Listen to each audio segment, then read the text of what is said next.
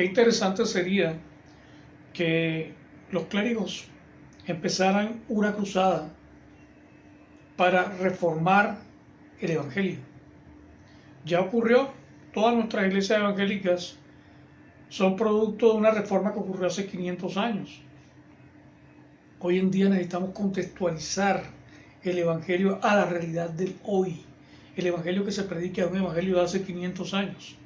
Es un Evangelio recalentado, descontextualizado, absurdo, que no suple necesidades de los seres humanos. Es un Evangelio que estaba fundamentado en mentiras, hipersexualizado, donde el sexo ocupa un lugar demasiado exagerado, ¿sí? Necesitamos un Evangelio diferente, que nos lleve a acercarnos más a Dios, a acercarnos más a Cristo, pero desde la realidad, desde el empoderamiento del ser, desde el saber que yo soy imagen y semejanza de Dios. No se trata de justificar la vida mundana, ni se trata de justificar la vida carnal, ni los desafueros sexuales, ni nada de eso. Se trata de que la persona sea consciente de que todo lo que hace, lo hace a favor de sí mismo o en contra de sí mismo. Que la persona entienda y sea consecuente de lo que hace. No es una justificación a una forma de vida desaforada. No es lo que predicamos.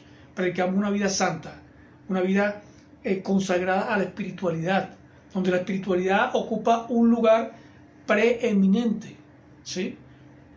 Pero es una espiritualidad que no se mueve a través del juicio, de la condenación y del miedo a un Dios, del miedo a una institución o del miedo a una comunidad, sino de la conciencia personal, donde todos nos ayudamos a crecer. Pero no hay condenación de unos a otros, no hay una condenación eclesial, ¿sí? Solamente hay el estímulo para que todos podamos crecer a la medida de la plenitud de Cristo, que es el llamado. Y pienso que lo que yo relato y lo que yo sueño con la iglesia es mucho más demandante que simplemente hacer las cosas por miedo a una religión o por cumplir con una secta, ¿sí? O por miedo a un Dios que no es un Dios que dé miedo, sino que realmente es un Dios de amor. A un Dios que nos inventaron y que castiga y que persigue y que hace todo. No castiga, no persigue, no va a pasar nada malo. Si tú tienes una vida desaforada o si tienes una vida caótica, el problema eres tú, los problemas te vienen a ti, ¿sí? Y vas a afectar con ello a tu familia también. Entonces es ser consciente de mi realidad. Y las iglesias necesitan modernizarse. Las iglesias necesitan mirar un nuevo evangelio donde todo sea mucho más profundo y más espiritual y no simplemente replicar y repetir como loros tradiciones humanas, ¿sí? Que pequeñas sectas se han dedicado a replicar. Pequeñas y grandes sectas, como la Iglesia Católica, que es una gran secta, ¿verdad? Que una iglesia que sataniza el conocimiento científico, que lo desconoce, una iglesia que está en contra de la academia, es una iglesia que no es sabia y que no está en la voluntad perfecta de Dios. Entonces tenemos que incluir todo el conocimiento humano. La iglesia tiene que tener otros argumentos. Hay iglesias como la ICM que tienen una teología muy profunda en el tema sexual y es una teología muy bien estructurada en filosofía. Y resulta que muchas personas, muchos pastores se les paran los pelos cuando uno le habla de este tipo de cosas. La iglesia tiene que contextualizarse a la realidad del hoy. No es posible que hoy en día haya iglesias predicando barbaridades, cosas que no están en la realidad.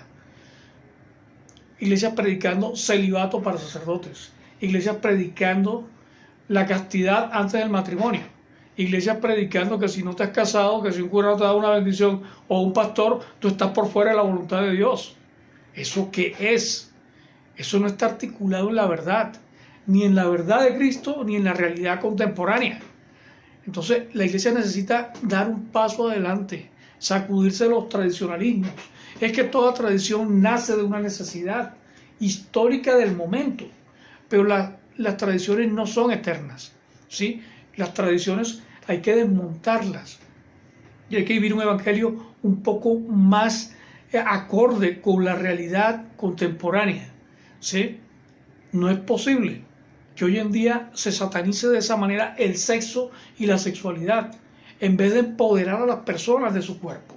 Si tu cuerpo es tuyo, lo que hagas con él será beneficioso para ti o será destructivo para ti, de acuerdo a tus decisiones, ¿sí? A Dios no podemos hacerle daño. Si yo daño mi cuerpo, me daño yo. Daño la oportunidad de vivir, pero no estoy afectando de ninguna manera a Dios.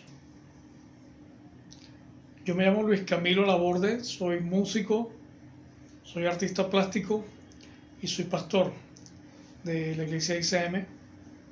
Tengo 30 años en el Evangelio. Entré a la iglesia más o menos a la edad de 21 años en la ciudad de Cartagena. Luego estuve un tiempo en Santa Marta, en Bogotá. Y pues siempre he estado en iglesias evangélicas tradicionales, en las Asambleas de Dios, en la Iglesia Bautista. Soy ordenado como sacerdote en la comunidad anglicana continuante en Colombia. Y estuve un tiempo en Barranquilla trabajando con un grupo de ICM. Allá tenemos un líder. Y luego me trasladé a la ciudad de Bogotá, donde estoy retomando una comunidad que tuve en el año 2005, del año 2005 al 2010. Tuve una comunidad y estamos otra vez trabajando con ellos. Soy músico, soy productor musical, toco el piano, canto, compongo y también soy artista plástico. Esta es una de mis obras. Siempre verán al fondo algún mandala, alguna de estas obras que yo hago. Esta es hecha haciéndole un homenaje a la comunidad guayú, que es de la Guajira colombiana. Yo soy de una ciudad del Caribe que se llama Santa Marta y al lado pues queda la Guajira, la ciudad de Riohacha, donde son mis ancestros.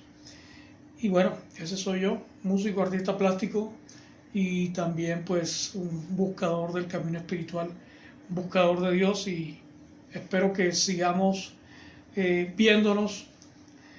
Próximamente estaré invitando a algunos amigos, pastores, clérigos, que van a hablar de su visión del Evangelio.